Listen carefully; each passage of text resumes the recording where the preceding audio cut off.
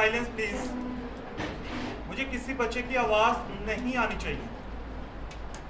Understood? Yes, sir. Okay, we are going to start with the first of all we have to palpate T2। T2 को palpate करने के लिए हमें सबसे पहले क्या पता है कि जी आपके पास 7th सर्वाइकल वर्टिब्रा जो है उसका स्पाइनस प्रोसेस सबसे ज़्यादा elongated है, तो आपने C7 को palpate कर लेना। ठीक है, सबसे पहली बात ये कि आप सी palpate करना शुरू करें। जो आपको सबसे प्रोमिनेंट स्पाइनस प्रोसेस नज़र आ रहा है that is of the C7। आप फर्दर उसको क्लैरिफाई कर सकते हैं कि आप उसकी फ्लेक्शन करवा के देखते हैं। जितनी मैक्सिमम फ्लेक्शन के ऊपर वो अगर प्रोमिनेंट हो रहा है तो डेट मीन्स कि डेट इज C7। तो this one is C7।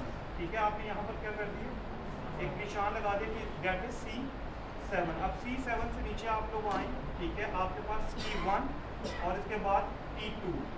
This one is T2। ठीक है, आपने यहाँ पर निशान लगा दिया। यहाँ तक बात की समझ आ गई?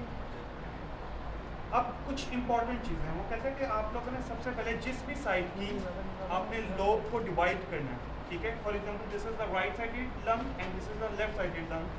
आपने जिस भी लंग की लोब को डिवाइड करना है आपने यहाँ पर क्या करवा देनी है, एबडक्शन करवा देनी है। शोल्डर आपने शोल्डर पर क्या करवा देनी है, एबडक्शन करवा देनी है। यहाँ तक बात की समझ आ गई? Yes, sir. क्या करवा देंगे, एबडक्शन करवा देंगे। अब वो कहते हैं कि आपने एक लाइन ड्रॉ करनी है किस डायरेक्शन में, डायगोनल डायरेक्शन में, just along the medial border of the scapula. ये देख रहे हैं medial border just like this, ये आगे मीडियल बॉर्डर। तो आपने यहाँ से एक लाइन ड्रॉ करनी है इस मीडियल बॉर्डर के अलोंग। ठीक हो क्या? और वो किस डायरेक्शन में होनी चाहिए, डायगोनल डायरेक्शन में। नॉट जस्ट लाइक कि जी आप एक स्ट्रेट लाइन ड्रॉ कर दें, नहीं, आपने डायगोनल डायरेक्शन के अंदर क्या करनी है, एक लाइन ड्रॉ करनी है। यहाँ तक बात की समझ आ गई? यहाँ तक बात की समझ आ गई? Sir. ठीक है, अच्छा अब इम्पोर्टेंट चीज़ क्या है कि आप लाइन ड्रॉ कर लेते हैं लेकिन आपने एंटीरियर थॉरैक्स के ऊपर कहाँ पर जाना है। ठीक है, ये पॉइंट बनता है कि आपने एंटीरियर थॉरैक्स के ऊपर कहाँ पर जाना है। तो आप यहाँ पर सबसे पहले ओके, हम सबसे पहले यहाँ पर क्या करना शुरू करते हैं, हम यहाँ पर पैल्पेट करना शुरू करते हैं। हमें सबको पता है कि this one is the sternal notch. ठीक है, अब स्टर्नल नॉच से आप लेटरल साइड के ऊपर जाएँ तो आप सबको क्लेविकल फील हो जाएगी। क्लेविकल के बिल्कुल पीछे फर्स्ट रिब होती है। ठीक है, क्लेविकल से नीचे आप जिसके ऊपर भी जाएंगे वो आपकी क्या होगी, सेकेंड रिब होगी। समझ आती है बात?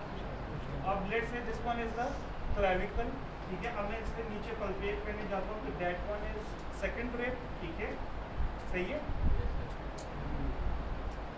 ठीक है, this one is the second rib.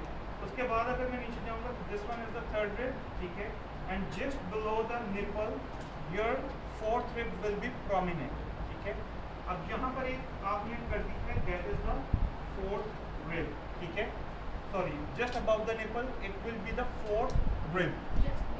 just above the nipple it will be the fourth rib। अब आपने यहाँ पर fourth rib palpate कर दिया। fourth rib के बाद आपने fifth rib को palpate करना है और उसके बाद आपने sixth rib को palpate करना है। fourth है just above the nipple और sixth कौन सी है आपके पास, just below the nipple। तो that will become just like here। ठीक है, यहाँ पर आपके पास क्या आ जाएगी, sixth rib आ जाएगी। समझ आ रही है बात की? ठीक है, ये समझ आ गई? Yes, sir. यहाँ आपके पास सबसे ऊपर वाला पॉइंट है that is the fourth rib और इससे नीचे वाला कौन सा पॉइंट है, Sixth rib। जो जस्ट के ऊपर। ठीक है, समझ आ गई? Sir. This one is the fourth rib end this one is the sixth rib. समझ आ गई यहाँ तक बात? ओके, नाउ मूविंग टुवर्ड्स आपके पास क्लेविकल है। क्लेविकल की आपकी मिड क्लेविकुलर लाइंस डिसाइड करनी है। कौन सी लाइंस डिसाइड करनी है, Mid clavicular line। ठीक है, तो अब क्लेविकल में मिड कौन सा पोर्शन है, आप सिंपली क्लेविकल का साइज देखें और उसके मिड के अंदर हाथ पॉइंट करके वहाँ से एक लाइन ड्रॉ कर। समझ आ गई है बात? ठीक है, एक स्ट्रेट लाइन ड्रॉ कर, mid clavicular line. Mid clavicular line हम जब भी कहेंगे तो it will always be a straighter line जो आपकी क्लेविकल को दो इक्वल हिस्सों में क्या करिए, डिवाइड कर। समझ आ गई? सेम इसी तरीके से आपने यहाँ पर भी एक बिल्कुल स्ट्रेट लाइन ड्रॉ कर दें। ठीक है, समझ आ गई? फिर आपके पास एक मिड एक्सिलरी लाइन। कौन सी लाइन है, Mid axillary line। आपने एक्सिला देखनी है, एक्सिला के सेंटर के अंदर जस्ट लाइक दिस। ठीक है, आपने एक्सिला के सेंटर के अंदर एक लाइन ड्रॉ कर दी, समझ आ गई। सर और सेम इसी तरीके से आपने यहाँ पर भी एक्सिला के सेंटर में क्या कर दिया, लाइन ड्रॉ कर दी, ठीक है। फिर नेक्स्ट आपके पास एक और लाइन है, that is the mid scapular line, that is the mid scapular line. अब इसमें आपने स्कैपुला को उसी नॉर्मल पोजीशन में रखना है कि आपके आर्म बाय द साइड्स हैं, और जो स्कैपुला की पोजीशन है that is the normal resting position of a scapula. जब आपके आर्म बाय द साइड है तो that is the normal resting position of a scapula. तो आपने स्कैपुला का कौन सा एंगल डिस्क्राइब करना होता है, इंफीरियर एंगल। यहाँ इस इंफीरियर एंगल के ऊपर रख के आपने क्या कर देनी है, लाइन ड्रॉ कर दी। सेम इसी तरीके से यहाँ पर भी इंफीरियर एंगल पे आपने एक लाइन ड्रॉ कर दी। समझ आ गई बात। सर अभी मैंने सिर्फ क्या की है, मार्किंग्स करना शुरू की। हमने सबसे पहले क्या देखा है, सबसे पहले क्या चीज़ देखी कि आपने डिसाइड करना है कि आपका C7 कहाँ पर है, C7 के बाद आपने डिसाइड करना है T2 कहाँ पर, ठीक हो गया। उसके बाद आपने क्या देखना है, स्टर्नल नॉच को कल्पेट करना। स्टर्नल नॉच के साथ आपके पास क्लेविकल आ जाएगी, क्लेविकल के बिल्कुल पीछे फर्स्ट रिब है, तो क्लेविकल से नीचे की तरफ आना है। Second rib, third rib, fourth rib को कर दिया पिक पॉइंट। रिपीट कर रहा हूँ सिर्फ समझाने के लिए, वो लगा देते हैं। Second rib, third rib end fourth rib. Fourth rib को आपने पॉइंट कर दिया कि that is the fourth rib. उसके बाद इसी तरीके से फिफ्थ, और उसके बाद आपके पास सिक्स्थ रिब आ गई। समझ आ गई। अब हमने क्या लाइंस ड्रॉ की हैं, 3 लाइंस ड्रॉ की हैं, ठीक है। कौन कौन सी, mid clavicular line, mid axillary line और मिड स्कैपुलर लाइन। यहाँ तक बात की समझ आ गई। अब हम लोगों ने क्या करना है, लाइन ड्रॉ करनी है, ठीक है। और लाइन को ड्रॉ करने के लिए हमने क्या करना है कि ये जो आपने T2 कल्पेट किया था, आपने यहाँ से just along the medial border of the scapula आपने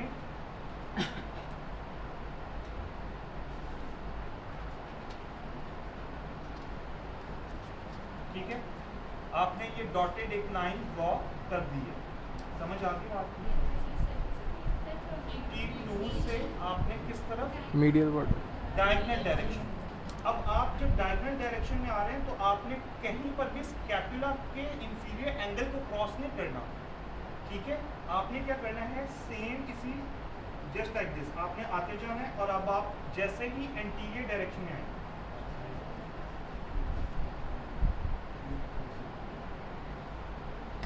आप यहाँ से आ रहे हैं, ठीक है, जस्ट लाइक दिस आपने आते आते आते आते कहाँ पर आना है, एक्सिला, ये जो आपका फोर्थ हमने लगाया था, फोर्थ रिब के ऊपर पॉइंट, आपने यहाँ से ये वाली जो लाइन है वो आपने कहाँ पर ले आनी, फोर्थ रिब के ऊपर। समझ आ गई बात। देखें आपने स्टार्ट किया था कहाँ से, T2 के लेवल, ठीक है। दिस वन इज C7 ना, सही है। तो ये क्या है आपका T2 है। आपने यहाँ से लाइन ड्रॉ करना शुरू की along the medial border of the scapula, ठीक है। लाइन ड्रॉ करते कि आपने कहीं पर भी इंफीरियर एंगल को क्रॉस नहीं करना, स्कैपुला को क्रॉस नहीं करना, स्कैपुला पर आपकी लाइन नहीं आनी चाहिए। आपने सिंपली क्या करना है, डायगोनल डायरेक्शन में लाइन ड्रॉ करना शुरू किया और just like here you become at fourth rib. समझ आती है बात, यस सर। ठीक है। अब इसी तरीके से वो कहते हैं आपने सिक्स्थ रिब के ऊपर आपने जो पॉइंट लगाया था, आपने यहाँ से भी क्या करनी है, एक लाइन ड्रॉ करनी है टिल कि ये इंटरसेक्ट कर जाए किस पॉइंट के ऊपर, आपकी मिड एक्सिलरी लाइन, किस लाइन के ऊपर, मिड मिड एक्सिलरी। एक्सिलरी। अब यहाँ पर अगर मैं इसकी वेस्ट के ऊपर प्रॉपर्ली ड्रॉ करूँ,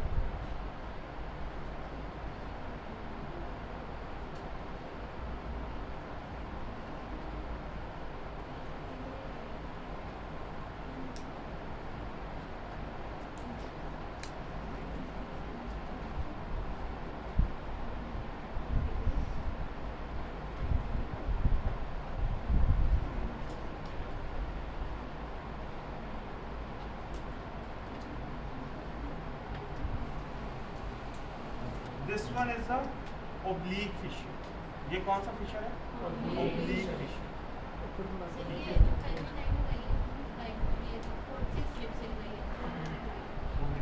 this one is a oblique fissure. Oblique fissure ने क्या करना है, आपके अपर लोब को, ठीक है, मैं ये लेफ्ट साइड पे दिखा रहा हूँ, लेकिन मैं अभी बात जिसकी कर रहा हूँ that is of the right side, ठीक है।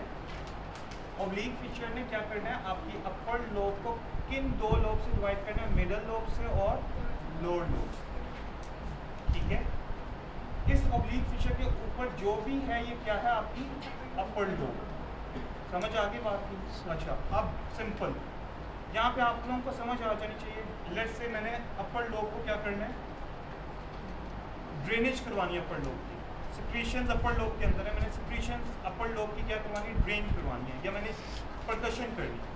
तो मेरे पास एक एरिया है, मैंने इसके ऊपर क्या करनी है, परकशन करनी है। ऑब्वियसली हम बोनी प्रोमिनेंसेस के ऊपर परकशन कभी भी नहीं करते, हम पेशेंट को भी सेम इसी तरीके से मैक्सिमम क्या करवा देते हैं, एब्डक्ट करवा देते हैं, ताकि आपकी जितनी भी परकशन है वो डायरेक्टली किसके ऊपर हो, अपर लोब के ऊपर हो। एक बात, फिर सिर्फ अपर लोब यहाँ से नहीं है, अपर लोब कहाँ से नहीं है, आपके दिस एक्सिला, ठीक है। दिस इज द पॉइंट जहाँ से आपकी अपर लोब है। आप यहाँ पर भी क्या कर सकते हैं, परकशन कर सकते हैं। सर यहाँ पे परकशन कैसे करें, जो एरिया डेफिनेट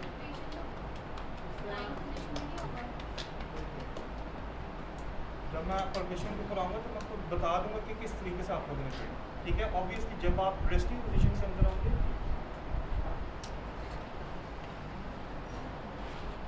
जब आप रेस्टिंग पोजीशन के ऊपर होंगे तो आपके मसल्स इतने रिलैक्स होते हैं कि आपको ऐसे ये प्रॉब्लम्स नहीं आती। ये सरफेस यूजुअली नॉर्मल है, ठीक है, एक प्लेन में रहती है। यहाँ तक बात की समझ आ गई है, ठीक है।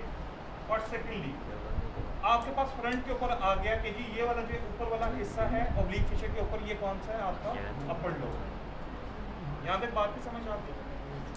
अब दिस वन, ये जो नीचे वाला है that is the horizontal fissure, that is the horizontal fissure. अब इस हॉरिजॉन्टल फिशर ने क्या करना है, इस हॉरिजॉन्टल फिशर ने किसको डिवाइड किया, मिडल लोब को लोअर लोब से। समझ आ गई बात की? कैसे डिवाइड किए, मिडल लोब को किससे डिवाइड किए, लोअर लोब से। This is the middle lobe, ठीक है। राइट साइड की जब हम बात करते हैं तो राइट साइड के ऊपर इतना सा पोर्शन किसका है, मिडल लोब का, और इसकी फर्दर 2 सब डिविजन्स हैं, मीडियल साइड और लेटरल लोब, ठीक है। हम राइट साइड की जो लंग्स है ना, हमने उनको किस में डिवाइड किया था, 3 लोब्स के अंदर, right upper lobe, right middle lobe and right lower lobe. और टोटल राइट साइडेड लंग के ऊपर 10 ब्रोंकोपल्मोनरी सेगमेंट्स होते हैं। कितने सेगमेंट्स होते हैं, 10 ब्रोंकोपल्मोनरी सेगमेंट, 3 आपकी अपर लोब में, 2 आपकी मिडल लोब के अंदर, और बाकी 5 आपके किधर होते हैं, लोअर लोब के अंदर। याद रहेगा 3, 2, 5 ब्रोंकोपल्मोनरी सेगमेंट, ठीक है, जिसमें आपके पास एक्चुअली सेगमेंटल ब्रोंकियोल्स आ जाती हैं, रेस्पिरेटरी ब्रोंकियोल्स आ जाती हैं, एल्वुलर सैक्स आ जाते हैं और एल्वुलर डक्ट्स आ जाते हैं, ठीक है। जो मेन स्टेम ब्रोंकाई है ना, ठीक है, वो आपका पहले आ जाता है। Main stem bronchi, secondary bronchi बहुत पहले आ जाते हैं, लेकिन ये जो आपकी फर्दर ब्रोंकोपल्मोनरी सेगमेंट्स हैं वो किसको इंडिकेट कर रहे हैं, एल्वुलर सैक्स को, एल्वुलर डक्ट्स को, रेस्पिरेटरी ब्रोंकियोल्स को, सेगमेंटल ब्रोंकाई। यहाँ तक बात की समझ आ गई? Yes sir. समझ आ गई बात? मैंने क्या कहा कि ये जो हॉरिजॉन्टल फीचर है ये किसको डिवाइड कर रहा है, राइट मिडिल लोब को किससे डिवाइड कर रहा है, राइट लोअर लोब, ठीक है। किससे डिवाइड कर रहा है, राइट मिडिल लोब को राइट लोअर लोब से डिवाइड कर रहा है। मैंने अभी बताया है कि मैं लेफ्ट साइड पे अगर ऑब्वियसली मुझे बार-बार एक जगह से दूसरी जगह मूव करना पड़ेगा। आप सिंपली इसको यही इमेजिन करें कि that is the right sided lung, ठीक है। इमेजिन कर लो ना, राइट साइडेड लंग है, इमेजिन करने में क्या, टिपिकल इमेजिन हो सकती है, लंग नहीं इमेजिन हो रहा सर उसका तो लंग भी नहीं, ठीक है। गलत बात है, नहीं सही है सर। सही है। एक लंग देखो, मैं सर नोरा सही है, लंग नहीं आप इमेजिन हो रहा, राइट साइड भी इतना नहीं, इतनी भी नोरा के लंग भी बढ़ेगा ना। मैंने वीडियो अपलोड कर दी है। हाँ अपलोड कर दो। Okay, so here is your 3 bronchopulmonary segments, 2 and 5. 3 कौन से हैं? Anterior, अपर, posterior और superior. Anterior posterior anterior, Anterior, superior, posterior और सुपीरियर। ये आपके 3 सेगमेंट्स हो गए। ठीक है। अपर लोब के हमने फर्दर 3 डिवीजन कर दी ना, कौन कौन सी, anterior posterior superior anterior posterior superior anterior posterior and superior. अब देखिए सुपीरियर के लिए मैं यहाँ से परकशन कर सकता हूँ, इंटीरियर के लिए मैं यहाँ से परकशन कर सकता हूँ, और पोस्टीरियर के लिए मैं बैक से। यहाँ से बैक साइड से इजी है। Yes sir. ठीक है, आपको कहा गया कि जी आपने इस सेगमेंट की क्या करवानी है, ड्रेनेज करवानी है। ठीक है, इस ब्रोंकोपल्मोनरी सेगमेंट की ड्रेनेज करवानी है, तो आप क्या कर सकते हैं, आपको पूछा जाएगा तो आपने सिंपली डायरेक्शन बतानी कि मैंने इस डायरेक्शन से इसको अप्रोच करना। समझ आ गई बात की? अभी मैं पोजीशंस नहीं बता रहा, अभी मैं सिर्फ आप लोगों को एक जनरलाइज कंसेप्ट क्लियर कर रहा हूँ कि एक्चुअली लंग की लोब मौजूद कहाँ पर है। ठीक है, it is just like this कि आप कहीं कोई आपके पास कोई एक वॉल है, अगर आप उसको एक साइड से स्ट्राइक करेंगे तो ऑटोमेटिकली उसकी जो ऑपोजिट साइड के ऊपर कोई भी चीज़ अटैच है वो क्या होना शुरू हो जाएगी, डिसलॉज होना शुरू हो जाएगी। और परकशन का मतलब ही ये होता है कि आपने सिंपली सिचुएशंस को क्या करना है, डिसलॉज करना है। समझ आ गई बात? यहाँ तक बात समझ आ गई? द नेक्स्ट इज कि जी आपके पास ये जो मिडल लोब है, अब मिडल लोब के पास दो लोब्स हैं, दो ब्रोंकोपल्मोनरी सेगमेंट्स हैं। ठीक है, one is medial and one is lateral. Simple. Medial के लिए मुझे मोर मीडियली परकशन करना पड़ेगा, लेटरल के लिए मुझे मोर लेटरली परकशन करना पड़ेगा। समझ आ गई बात? मीडियल के लिए मुझे मोर मीडियली परकशन करना पड़ेगा और लेटरल के लिए मुझे मोर लेटरली परकशन करना पड़ेगा। काफ़ी लंबी वीडियो बन गई। 16 मिनट की साइज में कोई मसला नहीं। मैं वो जब तरीका बताऊंगा तो आप लोगों को खुद अंदाजा हो जाएगा Share it हो that जाएगा। is a technique, और टेक्निक को सीखते हुए थोड़ा सा टाइम लगता है, लेकिन जब आप सीख जाएंगे it is actually a rhythm, और जब रिदम आता है तो फिर ऑटोमेटिकली वो बहुत ईजी हो जाता है। और हम हमेशा ये अलाउ करते हैं कि कभी एक्सपोज एरिया के ऊपर हम परकशन नहीं करते। ऑब्वियसली हम चाहते हैं कि कोई ना कोई शर्ट पेशेंट को आपने पहनाई हुई हो। समझ आ गई बात? ठीक है। The next one is the lower lobe. अब ये सारी इस हॉरिजॉन्टल फिशर के नीचे जितनी भी सारी जगह है that is of the lower lobe. ठीक है, अब वो कहते हैं लोअर लोब को आपने कैसे करना, लोअर लोब को कैसे करेंगे? वो कहते हैं कि आपने लोअर लोब के लिए 5 सेगमेंट्स हैं, 5 सेगमेंट्स को डिवाइड करें। ठीक है, एंटीरियर पोस्टीरियर, एंटीरियर ये हो गया, पोस्टीरियर पीछे की तरफ से हो गया, मीडियल, लेटरल, और एक इसका होता है सुपीरियर। ठीक है, एक इसका कौन सा होता है, सुपीरियर या एपिकल कह लें। तो टोटल 5 ब्रोंकोपल्मोनरी सेगमेंट्स हैं, एंटीरियर है, मीडियल है, लेटरल है, पोस्टीरियर है और एपिकल। एपिकल या सुपीरियर, एपिकल या सुपीरियर 5 ब्रोंकोपल्मोनरी सेगमेंट्स। आप एंटीरियर और मीडियल को सामने की तरफ से अप्रोच करेंगे, लेटरल और पोस्टीरियर को लेटरल और पोस्टीरियर साइड से अप्रोच करेंगे। समझ आ गई बात? एपिकल के लिए भी आप सामने से अप्रोच करेंगे। यहाँ तक बात की समझ आ गई? ठीक है, that is of the right sided lung. ठीक है, that is of the Right sided lung. Sided lung. ठीक है, अब वो कहते हैं कि आपने जब इंफीरियर, हमें इंफीरियर बॉर्डर का कैसे पता चलेगा कि लंग्स कहाँ तक होते हैं? अब ये मैंने तो कह दिया ना कि हॉरिजॉन्टल फिशर से नीचे जो है वो क्या है, आपकी लोअर लोब। तो हमें कैसे पता चलेगा कि आपकी ये जो लोअर लोब है ये कहाँ पर है? Inferior margin. ठीक है, तो ये जो हमने 3 लाइंस ड्रॉ की थी ना, मिड एक्सिलरी, मिड क्लेविकुलर और मिड स्कैपुलर, आपने क्या रखना है, 6, 8, 10। क्या रेंज का रखनी है? 6, 8, 10। आपने स्टार्ट कहाँ से करना है? मिड क्लेविकुलर लाइन के 6 रिब से आप यूजुअली स्टार्ट करते हैं। ठीक है, जस्ट लाइक दिस। अब आप मोर डायगोनल हो गया, मोर वर्टिकल हो गया। अब आपने इस तरीके से नहीं जाना, अब आपने मोर वर्टिकल डायरेक्शन में जाना। तो आपने 6 रिब से स्टार्ट करना है, सॉरी बल्कि 8, 10 और 12 है, 6 नहीं है, 8, 10 और 12 है। आप 8 से स्टार्ट करते हैं। ठीक है, 8 से स्टार्ट करके आप मिड, ये जो मिड एक्सिलरी लाइन है इसकी 8 रिब से स्टार्ट करेंगे। ठीक है, मिड एक्सिलरी लाइन पे आपने कहाँ पर चले जाना है? 10th रिब पर। मिड एक्सिलरी लाइन में आपने कहाँ पर चले जाना है? 10th रिब पर। और जब आप मिड स्कैपुलर लाइन पर जाएंगे तो कहाँ पर चले जाना है आपने? 12th rib. ये जो आपका नीचे वाला मार्जिन बनेगा ये क्या इंडिकेट करेगा कि आपका लंग्स यहाँ तक मौजूद है। ठीक है, नीचे से इंफीरियर मार्जिन जो है लंग का वो कहाँ तक मौजूद है? एंटीरियरली 8th rib तक, ठीक है, पोस्टीरियरली 12th रिब तक, 10th rib तक और पोस्टीरियरली 12th rib तक। समझ आ गई बात? यस पोस्टीरियरली कहाँ तक मौजूद है? 12th rib। 12th rib। तो आपके पास एक इंफीरियर मार्जिन आ यहाँ तक बात समझ आ रही है? Yes any question? No sir. किसी एक बच्चे को अगर कोई चीज़ नहीं समझ आई तो बताएं।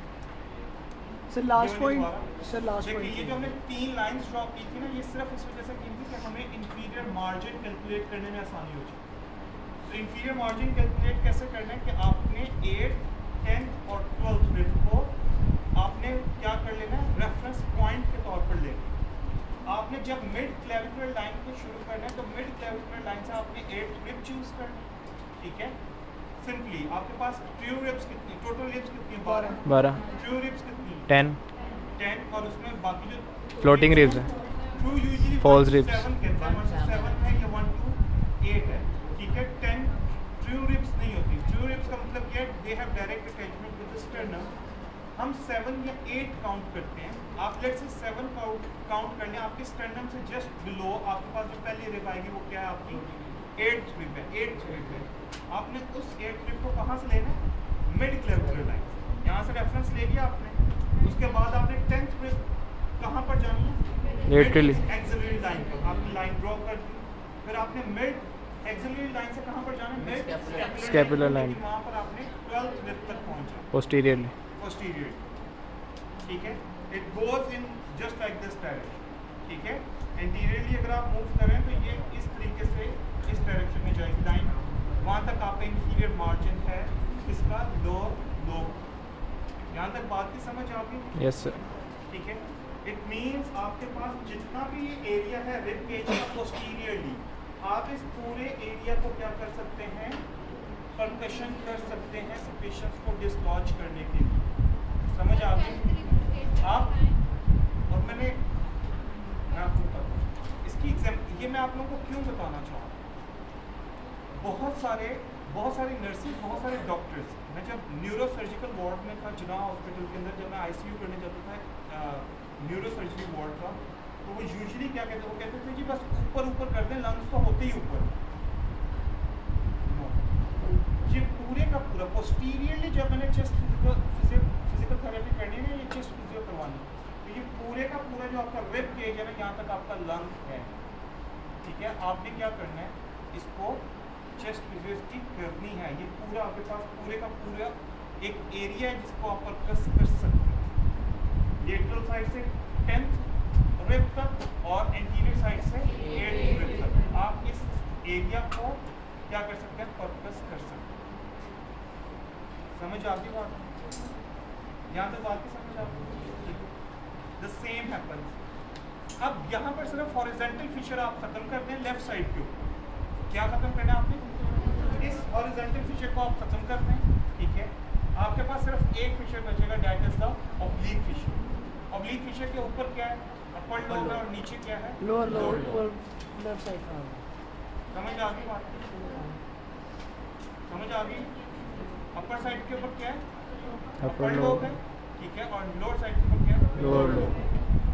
यहाँ पर टोटल 8 ब्रोंकोपल्मोनरी सेगमेंट्स होते हैं। कितने ब्रोंकोपल्मोनरी सेगमेंट्स हैं? 8। राइट साइड के ऊपर 10 थे, लेफ्ट साइड के ऊपर कितने? 8 है। There are total 8 bronchopulmonary segments on the left side, ठीक है। 4 on the upper one and 4 on the lower one. अच्छा, कुछ कहते हैं कि 4 अपर लोब में हैं और 4 लोअर लोब में। कुछ क्या कहते हैं? 3 अपर लोब में और 5 लोअर लोब में, ठीक है। समझ आ गई बात? सेम अगर आप 3-5 की डिवीजन करोगे तो 3-5 की सेम डिवीजन होगी। कौन सी? जो हमने राइट साइड के लिए पढ़ी कि जी आपके पास एपिकल लोब है, एंटीरियर लोब है और पोस्टीरियर ब्रोंकोपल्मोनरी सेगमेंट, ठीक है। और जब हमने लोअर के लिए पढ़ी तो हमने लोअर के लिए क्या पढ़ी कि जी एंटीरियर है, पोस्टीरियर है, मीडियल है, लेटरल है और एक एपिकल है। तो 5 ब्रोंकोपल्मोनरी सेगमेंट्स हो गए और 3 ब्रोंकोपल्मोनरी सेगमेंट्स हो गए, तो टोटल कितने हो गए? 8 हो गए। समझ आ गई यहाँ तक बात? यहाँ तक बात की समझ आ गई? सर ठीक है। Now that was the surface marking of the lungs, ठीक है। अब आप लोगों को एक सिंपली मैंने ये सबसे पहली बेसिक चीज़ क्यों पढ़ाइए ताकि आप लोगों को उस एरिया का पता हो कि आपने किस लंग की लोब को किस तरीके से टैकल करना है या किस तरीके से टारगेट करना है, ठीक है। और अक्सर आपकी जितनी भी पल्मोनरी कंडीशंस हैं उनमें बहुत ऐसा होता है कि आपकी कोई एक साइड की लोब या कोई एक लंग लोब जो है वो ज़्यादा इफेक्टेड होती है as compared to the other. Means upper lobes वो सारे के सारे ठीक हैं, मिडिल लोब भी ठीक है, लेकिन प्रॉब्लम कहाँ पर आ रही होती है?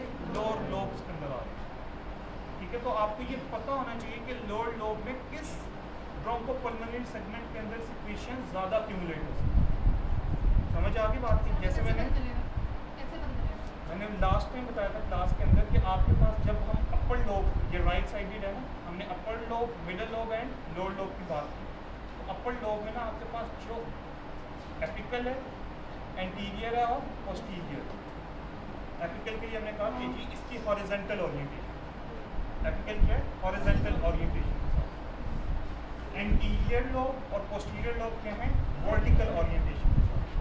तो ये अगर वर्टिकल ओरिएंटेशन के साथ हैं तो इनमें सिक्रीशंस इकट्ठी नहीं हो सकती, इनमें सिक्रीशंस इकट्ठी नहीं हो सकेंगी। क्यों नहीं हो सकेंगी? क्योंकि ऑब्वियसली अगर आप सिटिंग पोजीशन में हैं या स्टैंडिंग पोजीशन में हैं तो ये क्या करेंगी? ग्रेविटी असिस्टेंस के साथ ऑटोमेटिकली ड्रेन आउट कर जाएगी। ऐसे ही है।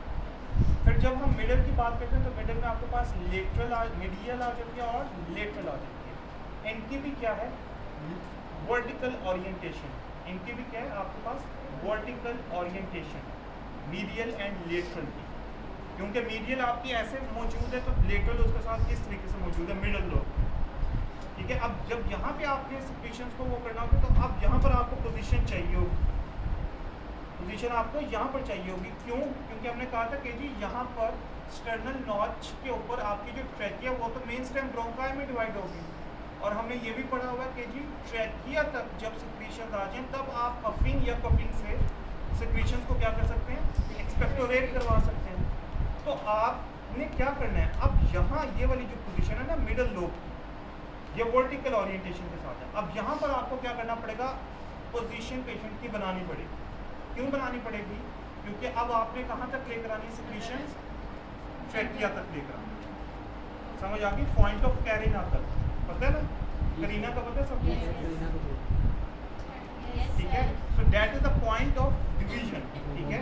उस पॉइंट ऑफ डिवीजन के ऊपर आपने लेकर आना सिक्रीशंस को, और इसके लिए आपको पोजीशन चेंज करनी पड़ेगी। यहाँ तक बात की समझ आ गई? ठीक है। द नेक्स्ट थिंग इज के जी आपके पास जो नीचे वाली लोब्स है उसमें आपकी सिर्फ एक है हॉरिजॉन्टल ओरिएंटेशन में, दैट इज द एपिकल। बाकी जितनी भी हैं वो सारी क्या हैं? वर्टिकल है। अब ये सबसे ज़्यादा दे आर प्रॉन के जी यहाँ पर सिक्रीशंस इजीली क्या हो जाएं? अक्यूमुलेट हो जाए। क्यों? क्योंकि इनकी ओरिएंटेशन क्या है? वर्टिकल है। ब्रोंकोपल्मोनरी लोअर लोब के जो 5 ब्रोंकोपल्मोनरी सेगमेंट्स हैं इनमें जो 4 हैं वो क्या हैं? वर्टिकल ओरिएंटेशन के साथ है। एंटीरियर वाली भी वर्टिकल ओरिएंटेशन के साथ है, पोस्टीरियर भी, मीडियल भी और लेटरल भी। सिर्फ एक है जो हॉरिजॉन्टल ओरिएंटेशन के साथ। इसका इतना प्रॉब्लम नहीं है। क्यों? क्योंकि इसकी हॉरिजॉन्टल ओरिएंटेशन है, इसमें से सिक्रीशंस निकल सकती हैं, ठीक है। लेकिन हाँ जो किस में है? वर्टिकल ओरिएंटेशन में, यहाँ पर भी आपको क्या करना पड़ेगा? पोजीशन बनानी पड़ेगी पेशेंट की सिक्रीशंस को क्या करने के लिए? इस पॉइंट तक लाने के लिए। समझ आ गई यहाँ तक बात?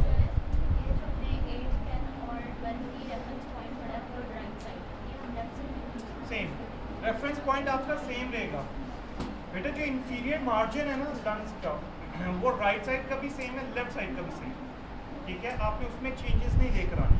8, 10, 12 या याद रखिएगा। और सेकेंडली सिर्फ एक चीज़ का डिफरेंस है, दैट इज द फिशर, ठीक है। The same occurs with the left sided lung, left upper lobe, left lower lobe. 4 या 3 या 5, ठीक है। तो 3 में सेम यही है, apical anterior posterior same orientation, और यहाँ पर भी आपके पास सेम ओरिएंटेशन है। अगर आप यहाँ पर 5th काउंट करते हैं मीडियल साइड को, वो 5th को मीडियल नहीं कहते, वो 5th को क्या बोलते हैं? लिंगुला बोलते हैं। वो क्या बोल देते हैं?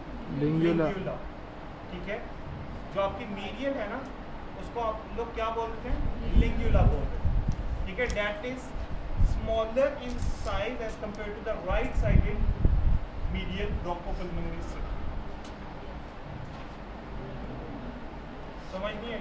रीड कर दो आगे देखें फिर चौथी होगी नहीं बुखार कराना जी अच्छा देखें गरम हो गया। आपके पास लेफ्ट अपर लोब है, लेफ्ट लोअर लोब है, लेफ्ट साइड पे लेफ्ट अपर लोब में आपके पास 3 आ गए और नीचे 5 आ गए, या ऊपर 4 आ गए और नीचे 4 आ गए, ठीक है। लेट से आपने 3 ऊपर काउंट कर लिए कि जी एपिकल है, एंटीरियर और पोस्टीरियर है, सेम उसी तरीके से जो ये ओरिएंटेशन। लोअर में आपके पास एंटीरियर है, पोस्टीरियर है, एपिकल है, मीडियल है और लेटरल है। लेकिन यहाँ पे जो मीडियल साइड का ब्रोंकोपल्मोनरी सेगमेंट है उसको क्या बोल देते हैं? लिंगुला बोलते हैं। क्यों? क्योंकि इसकी शेप और इसकी ओरिएंटेशन स्लाइड डायगोनल डायरेक्शन के अंदर, किसके अंदर है? Slide diagonal. डायगोनल डायरेक्शन के अंदर है। It is not completely vertical. यहाँ तक बात की समझ आती है? ठीक है, बस सर यहाँ तक बात की समझ आती है? ठीक है, that was today's lecture. Hope you have understood. Yes sir